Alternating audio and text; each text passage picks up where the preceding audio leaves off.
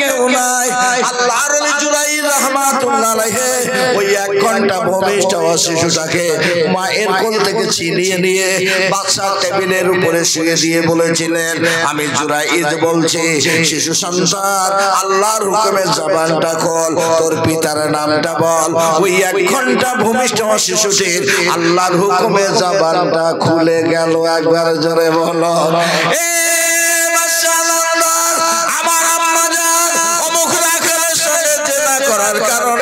আমি মায়ের গর্ভে এসেছিলাম, আমার আব্বা জান হলেন নবখুরা খান। আল্লাহর ওলি জুরাইজ আমার আব্বা জান নয়, আল্লাহর ওলি জুরাইজকে এই জেলার অপবাদ থেকে আপনি নাজাত করে দিন, এই জেলার অপবাদ থেকে আপনি খালাস করে দিন।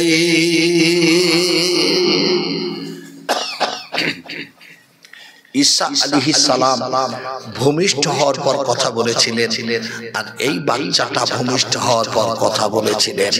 জোরে বলুন সুবহানাল্লাহ। সেই আব্বা মা হলো জান্নাত, আব্বা মা হলো জাহান্নামা, তাদের বলে ব্যথা দেবেন না। আমি আপনাদের একটা একটা করে পয়েন্ট আলোচনা করে যাচ্ছি। প্রথমে বলেছি নামাজ, তারপরে বলেছি রোজা, তারপরে বলেছি দরুদ, তারপরে বলেছি আব্বা মাকে ভালোবাসেন। আপনাদের খেদমতে এবার আমি একটা আলোচনা করতে চাই, সেটা হলো এখানে যারা বসে আছেন মরবেন না মরবেন না? কথা বলেন না কেন? কবে মরবেন? হ্যাঁ হ্যাঁ, আমার বাড়ি একটা 3 তলা বাড়ি করেছেন, আমার বাড়ি বড় অহংকার। এটা আমার এই ভাটা, এটা আমার দোকান, এটা আমার গোডাউন, এটা আমার জলকর। বলি না বলি না, একটু কথা বলেন না। কিন্তু আপনার আর আমার যে আছে মাত্র 3টি জিনিস, এটা কি আপনারা জানেন? 3টি জিনিস। এই যেটা পড়ে আছে বলেন আমার হতে পারে, মানে এটা আমার। খেয়েছি উদরে আছে আমার, আমার নামাজ রোজা হজ যাকাত দান খায়রাত আমার। ইজা যাআসালহুম লা ইস্তাখিরুনা সাআতা ওয়া লা ইস্তাকদিমুন। নির্দিষ্ট সময় নির্ধারিত একটা সেকেন্ড এদিক ওদিক হবে না। আজরাইল আপনার আমার কাছে হাজির হয়ে যাবে, মরণকে বরণ করতে হবে। কথা ঠিক না ভুল? ইব্রাহিম বিন আদহামের নাম শুনেছেন আপনারা? শুনেছো বাবু? ইব্রাহিম বিন আদহাম সোনার পোশাক পরতেন, সোনার চেয়ারে বসে বিচার করতেন, সোনার পালঙ্কে ঘুমাতেন। ইব্রাহিম বিন আদহাম পালকের বাদশা ছিলেন, তিনি রাজদরবারে বসে আছেন।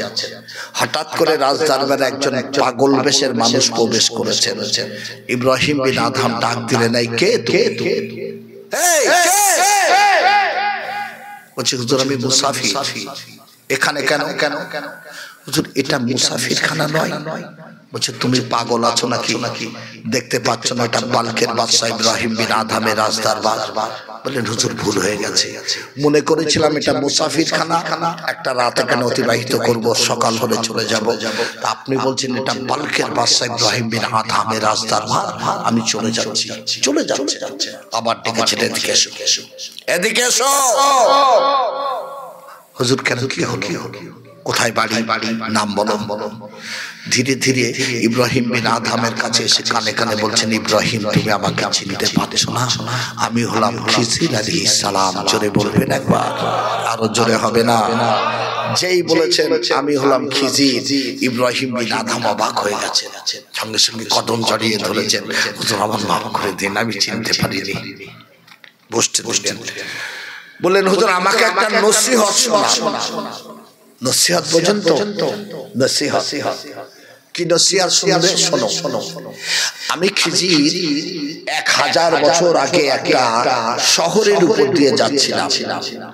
একজন পথিককে ডেকে বললাম, এই বাবু এই পথিকের বয়স, এই শহরের বয়স কত? বললেন আমি জানি না, আমার বাপ দাদাও জানে না। ঠিক তার 1000 বছর পরে সেই রাস্তা দিয়ে যাচ্ছি, দেখছি সেটা নদী। মৎস্যজীবীরা মাছ ধরছে। আমি ডেকে বললাম এই নদীর বয়স কত বাবু? বললেন আমি জানি না, আমার বাপ দাদাও জানে না। তার 1000 বছর পরে যাচ্ছি, দেখছি সেখানে নদী নয়, মরুভূমি, বালু আর বালু। প্রত্যেককে ডেকে বললাম, এই মরুভূমির বয়স কত? বললেন, আমি জানি না, আমার বাপ দাদাও জানে না। তার 1000 বছর পরে যাচ্ছি, দেখছি সেটা জঙ্গল, কাঠুরিয়া কাঠ কাটছে। এ ভাই কাঠুরিয়া, এই জঙ্গলের বয়স কত? বললেন, আমি জানি না, আমার বাপ দাদাও জানে না। তার 1000 বছর পরে যাচ্ছি, দেখছি নতুন শহর গড়ে গেছে। কি বোঝালেন? বোঝালেন ইব্রাহিম বিন আদম, আমার রাজদরবার বলে অহংকার করবে না। এই রাজদরবার একদিন নদী হবে, একদিন মরুভূমি হবে, একদিন জঙ্গল হবে, আবার পুনরায় শহর গড়ে যাবে। আমার রাজদরবার বলে অহংকার করবে না। আজকে দুনিয়ার জমিনে আল্লাহ যাদের টাকা দিল, আল্লাহ যাদের সম্পদ দিল, আল্লাহ যাদের মান সম্মান ইজ্জত দিল, অহংকারে ফেটে পড়ছে। অহংকার, এরা কোনোদিন জান্নাত পাবে না। আজ আমি আপনাদের মজনজনে বলবো, আমার আল্লাহ যখন কোরআন পাকের মধ্যে বললেন কুল্লু নাফসিন যায়কাতুল মউত, আমার রাসূলুল্লাহ আম্মা জান আয়েশাকে ছোট কোরআনের আয়াতটা শোনালেন।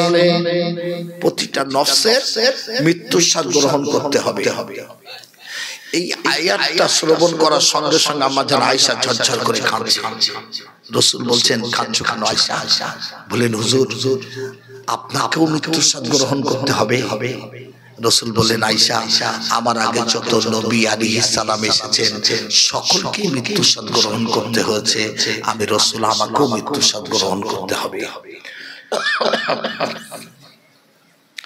আম্মা জান ডাক দিয়ে বললেন, ইয়া হাবিবাল্লাহ, ইয়া রাসূলুল্লাহ, হুজুর একটা কথা জিজ্ঞাসা করব। কি কথা বিবি আয়েশা? মানুষ যখন মারা যায়, তার ছেলে কাঁদে, তার মেয়ে কাঁদে, তার বিবি কাঁদে, ওই বান্দা দেখতে পায় না, শুনতে পায়। রাসূল বললেন, আয়েশা রে, ও বান্দা সব দেখতে পায়, ও বান্দা সব শুনতে পায়। জোরে বলবেন না? আমরা বলছি মারা গেছে, লাশ শোয়ানো আছে, কে আসছে, কে কি বলছে, কে কি করছে, ও বান্দা সব দেখতে পায়, সব শুনতে পায়। ইমাম গাজ্জালি হুজুর কিতাবের মধ্যে লিখছেন, আমার রাসূল বলছেন। আম্মা জান আয়েশা বললেন, হুজুর আমাকে তারপর বলুন। রাসূল বলে, বিবি আয়েশা রে, ওই বান্দার যখন পিরান খানা খুলে নেওয়া হয়, ওই বান্দা বলতে থাকে, আমার কলিজার টুকরা সন্তান, এই আমার ভাই, আমার প্রতিবেশীরা, এবারে তোমরা আমার পিরান খানা আস্তে আস্তে খুলে নাও। আজরাইল আমার চেহারাটা ক্ষত বিক্ষত করে দিয়ে গেছে। আম্মা জান বলেন, হুজুর তারপর বলুন। রাসূল বলে, বিবি আয়েশা রে, পিরান খানা খুলে নেওয়া হলো, ওই বান্দা বলতে থাকে, না না, এবার তোমরা আমাকে গোসল দেবে, আমাকে ঠান্ডা পানি দিয়ে গোসল দিও না, আমাকে ঠান্ডা পানি গরম পানি মিশ্রিত করে গোসল দাও। আজরাইল আমার চেহারাটা ক্ষত বিক্ষত করে দিয়ে গেছে। আম্মা জান বলেন, হুজুর তারপর বলুন। রাসূল বলে, বিবি আয়েশা রে, ওই বান্দা চিৎকার করে বলতে থাকে, আমার কলিজার টুকরা সন্তান, এবার তোমরা আমাকে কাফন পরিধান করাবে, আমার কাপড়ের কাপড়খানা আস্তে আস্তে পরিধান করাও। আজরাইল আমার চেহারাটা ক্ষত বিক্ষত করে দিয়ে গেছে। আম্মা জান বলেন, হুজুর তারপর বলুন। রাসূল বলে, বিবি আয়েশা রে, ওই বান্দাকে কাফন পরিয়া খাটিয়ায় শয়ন করা হলো। ওই খাটিয়াখানা যখন কাঁধে ওঠানো হয়, ওই বান্দা বলতে থাকে, আমার কলিজার টুকরা সন্তান, আমার ভাই, আমার প্রতিবেশীরা, না না, আমি বড় শখের বাড়ি বানিয়েছিলাম, এই বাড়িতে আমি আর কোনোদিন আসবো না। আমার শখের বাড়ি থেকে আমার খাটিয়াখানা আস্তে আস্তে তোরা বাইরে বাহির করে নিয়ে যা। আম্মা জান বলেন, হুজুর তারপর বলুন। রাসূল বলে, বিবি আয়েশা রে, ওই বান্দাকে যখন ময়দানে হাজির করা হলো, ওই বান্দা বলতে থাকে, চলে যেও না, আর কোনোদিন তোমাদের ডাকবো না, একটাবার আমার জানাজা নামাজখানা সম্পূর্ণ করে যাও। আম্মা জান বলেন, হুজুর তারপর বলুন। রাসূল বলে, বিবি আয়েশা রে, ওই বান্দার জানাজা নামাজ সম্পূর্ণ হয়ে গেল, ওই বান্দা বলতে থাকে, চলে যেও না, আর কোনোদিনে ডাকবো না, একটাবার আমাকে তোমরা দাফন করে দিয়ে যাও। আম্মা জান বলেন, হুজুর তারপর বলুন। রাসূল বলে, বিবি আয়েশা রে, ওই বান্দাকে কবরে শুয়ে দেওয়া হলো, মুখখানা কিবলামুখী করে দেওয়া হলো, কাফনের কাপড়ের গিরাগুলো খুলে দেওয়া হলো।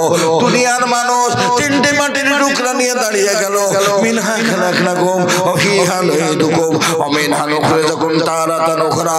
ওই বান্দা বলতে থাকে, চলে যেও না, আর কোনোদিন কোনোদিন তোমাদের ডাকবো না একটা বার আমার কবরের মাথার কাছে দাঁড়িয়ে দুটো হাত তুলে আমার জন্য দোয়া করে যাও আল্লাহ যেন আমার জীবনের গুনাহ মাফ করে আমার কবরের আযাব থেকে নাজাত দিয়ে দেয়। জি জি মওত এসে যাবে, বয়স লাগবে না, এসেছি বেড়াতে, চলে যেতে হবে। আমার বাড়ি, আমার গাড়ি, আমার টাকা, আমার জলঘর, আমার দোকান কিচ্ছুই আপনার আমার নয়, জাস্ট বেড়াতে এসেছি। বাদশা হারুন আর রশিদের নাম আপনারা শুনেছেন নিশ্চয়ই, শোনেননি? আরবের বাদশা ছিল। হারুন আর রশিদের বিবির নাম ছিল কি জানা আছে তো? জুবাইদা। একদিন বাদশাকে ডেকে বললেন, বাদশা একটা কথা বলবো। কি কথা? কথা হলো আমি আপনার বিবি, দাস দাসীরা রান্না করে, আমরা বসে ভক্ষণ করি, আপনি একটা দিন বাজার করেন না, আমি নিজে হাতে রান্না করব। হারুন আর রশিদ বাজারে গেছেন বিবিকে খুশি করার জন্য, বাজার করে ফিরছেন, উজির সংবাদ দিয়েছে বাদশা এখনই রাজদরবারে আসতে হবে, এখন। কিন্তু বাজারের থলিটা আমার বিবি জুবাইদার কাছে কে পৌঁছে দেবে? রাস্তার ধারে একটা বড় বৃক্ষ, এই বৃক্ষের নিচে একটা পাগল বসেছিল। এই পাগলকে ডেকে বললেন, এই শোন, আমার বাজারের থলিটা একটু আমার বাড়িতে পৌঁছে দিয়ে। পাগল মানুষ, বাদশা বলেছে, মাথায় উঠিয়ে নিয়ে চুপ। হারুন আর রশিদ রাজ দরবারে চলে গেলেন। কর্ম সেরে দুপুর পেরিয়ে ঘরে ফিরে বিবি জুবাইদাকে বলছে, বিবি রান্না হয়ে গেছে, তোমার বাজার পছন্দ হচ্ছে? বিবি হাসছে, কে বাজার দিয়ে গেছে? আমি তো বাজারের অপেক্ষায় রত। বলছে, কেন? আমি বহু সময় যে বাজার পাঠিয়ে দিয়েছি। কাকে দিয়ে? বাহালুলকে দিয়ে। বাহালুল সেই পাগল বৃক্ষের নিচে বসে বসে আল্লাহ আল্লাহ করে, বলে হ্যাঁ বাজার দিয়ে যায়নি। বাদশা হারুন আর রশিদ দেখে গেছে, খুঁজতে বেরিয়েছে, খুঁজতে দেখে সেই বৃক্ষের নিচে বসে বসে পাগল বাহালুল আল্লাহ আল্লাহ আল্লাহ আল্লাহ জিকির করছে। জোরে বলুন সুবহানাল্লাহ। তোকে যে আমি বললাম আমার বাজারের থলিটা বাড়িতে রেখে আসবি, কোথায় রেখেছিস? বলছে, বাদশা আমি তো বাড়ি রেখে এসেছি। আমার বিবি জুবাইদা বললেন, তুই পৌঁছে দিসনি? না বাদশা, আমি বহু আগে বাড়ি রেখে এসেছি। লোকে তোকে এমনি পাগল বলে, চল তো দেখে কোথায় রেখে নি। পাগল বাহালুল বাদশা হারুন আর রশিদের হাতটা ধরে টেনে না একটা জঙ্গলের মধ্যে নিয়ে গেলেন। ওই জঙ্গলের মধ্যে কবরস্থান, ওই কবরস্থানের মধ্যে একটা ধসে যাওয়া কবর, ওই কবরের মধ্যে বাজারের প্যাকেটটা রেখে দিয়েছে। জোরে বলবেন না সুবহানাল্লাহ। হারুন আর রশিদ বলছে, না এই পাগল, লোকে তোকে সত্যি পাগল বলে, তুই তো পাগল, কোথায় রেখেছিস? বলছে, বাদশা একটা কথা বলবো। কি কথা? ও বাদশা হারুন আর রশিদ, এই যে বাড়ি ঘরগুলো দেখছেন, একতলা, দুতলা, তিনতলা, চারতলা, এগুলো হলো মুসাফির